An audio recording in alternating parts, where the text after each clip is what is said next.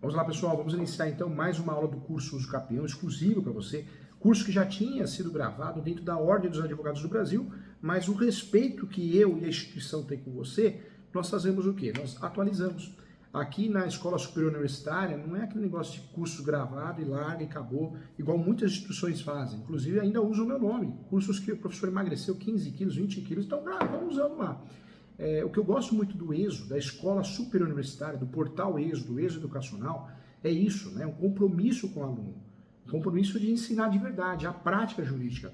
E não é com machismo, porque eu faço e quero vender. Não. É ensinar a realidade, a verdade, como ela é, doa quem doer. E para falar nisso, o que eu quero trazer para você? Cuidado. Eu diria que a maioria dos advogados do Brasil não sabe utilizar o uso capião como matéria de defesa. E diria mais, que muita gente ensina errado, hein, no YouTube.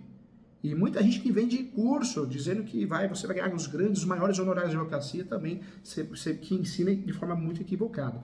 Presta atenção nessa aula, por favor, tá bom? Vamos lá. O uso capião, nós sabemos que ele tem várias funções. A primeira função do uso capião é transformar a posse em propriedade.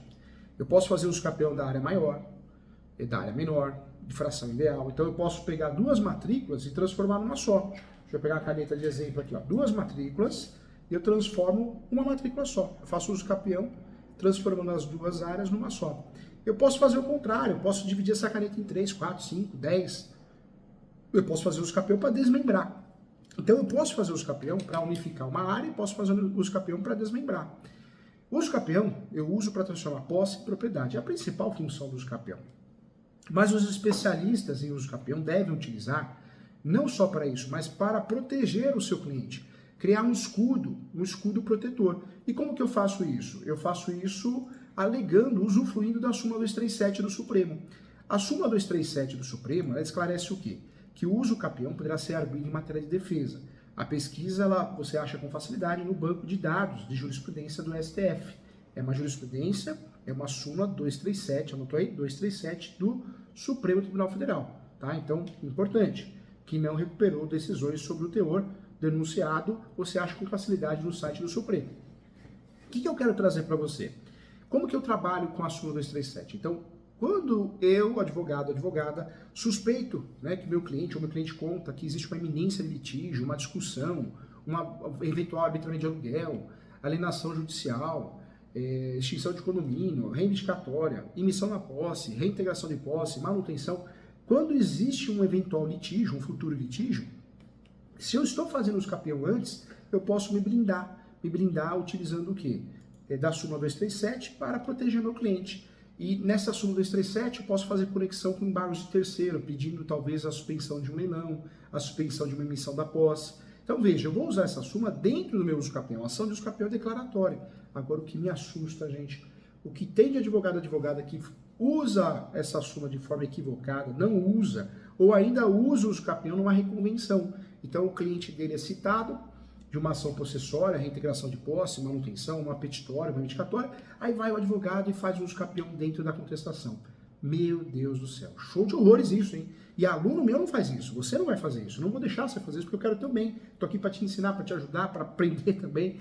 Ou seja, o uso capião, matéria de defesa, eu não vou fazer dentro da reconvenção. A jurisprudência é pacífica, no sentido que não cabe uso capião em reconvenção. Seria um verdadeiro absurdo, é totalmente incompatível. Então, cuidado. A súmula 237 do Supremo é utilizada para blindar, criar um guarda-chuva, um escudo protetor em relação ao que possa vir, né, possa chegar ao meu cliente, com o intuito de criar um escudo protetor, um guarda-chuva. Não podemos esquecer jamais que a uso capião é uma das formas de aquisição originária da propriedade, sendo concedida, gente, a quem exercer a posse de um bem por um determinado lapso temporal. Ou seja, uma ação declaratória, eu só vou perder para mim mesmo, não existe réu nessa ação, pelo amor de Deus, não existe réu nessa ação, igual os modelos do Google, né? Igual eu vejo muita gente ensinar, falando que você vai aprender a fazer uma petição perfeita, mas está te ensinando a colocar um réu, ou seja, está faltando conhecimento material e processual. Cuidado, gente, tá? Então, eu tenho sim, devo usufruir da súmula 237, mas com cuidado, porque na verdade não é dentro de uma reconvenção. Eu quero trazer para você, isso é importante também, tem-se a ideia de que a referida prescrição aquisitiva é medida, gente, que só pode ser abusida somente uma petição inicial, a fim de ter declarado, né, um direito em face da coisa. Contudo, gente, o que eu quero trazer para você? Há a possibilidade de que o eventual último proprietário de uma ação possessória, uma ação petitória, ou quem seja réu em uma ação possessória, talvez quem distribuiu a ação de usucapião, usufruir desse entendimento dessa defesa. Usufruir no sentido amplo.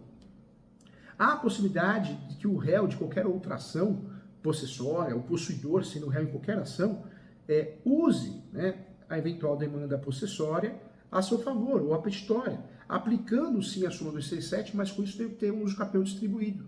Eu preciso suscitar a usucapião em peça defensiva, mas dentro do usucapião.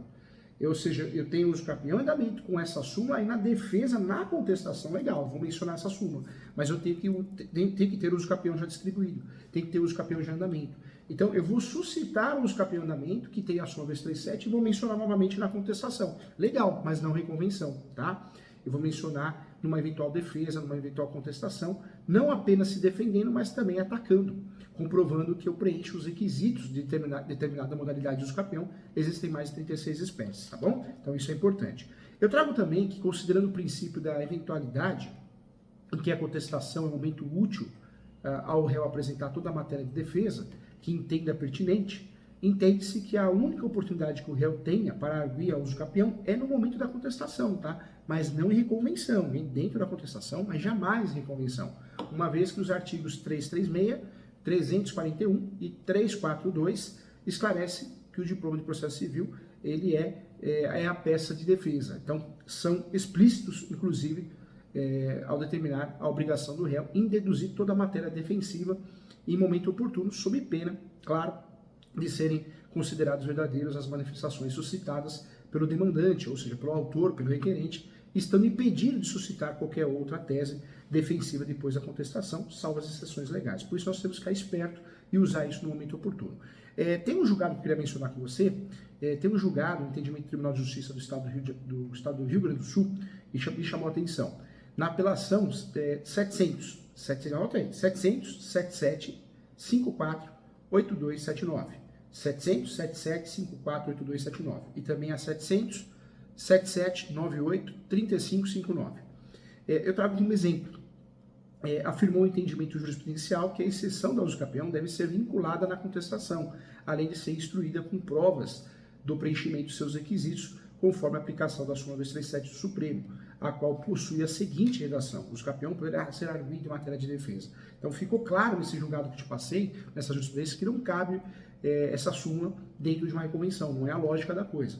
Diante de tudo que eu falei aqui, gente, pode-se considerar sim que a alegação de usucapião em defesa se caracteriza sim como uma defesa de mérito indireta, mas uma vez, conforme lição do professor Teodoro Júnior, né, a defesa de mérito indireta é a que, embora se conheça a existência e eficácia do deduzido pelo autor, a parte contrária traz à tona outro fato novo que seja impeditivo, modificativo ou extintivo do direito do autor, sendo exemplos de defesa indireta de mérito a prescrição e a compensação também, tá bom?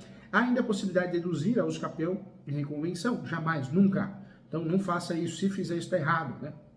Porque você, como que o juiz, uma possessória, fala assim, não dou a reintegração de posse e ainda dou o usucapião porque eu gosto muito dele ou dela. Não tem lógica, tá? É claro que a gente tem uma decisão maluca aqui ou outra, no Brasil tem, na trabalhista não teve lá a decisão que deu vínculo empregatício a Uber, mas aí é um juiz ou juíza que muitas vezes quer aparecer, né, gente? Quer aparecer, não entende da coisa e fez uma besteira, para não falar outra coisa, mas em regra não, tá bom? Então fique atento em relação a isso. Eu agradeço a você e espero você na próxima aula. Até já.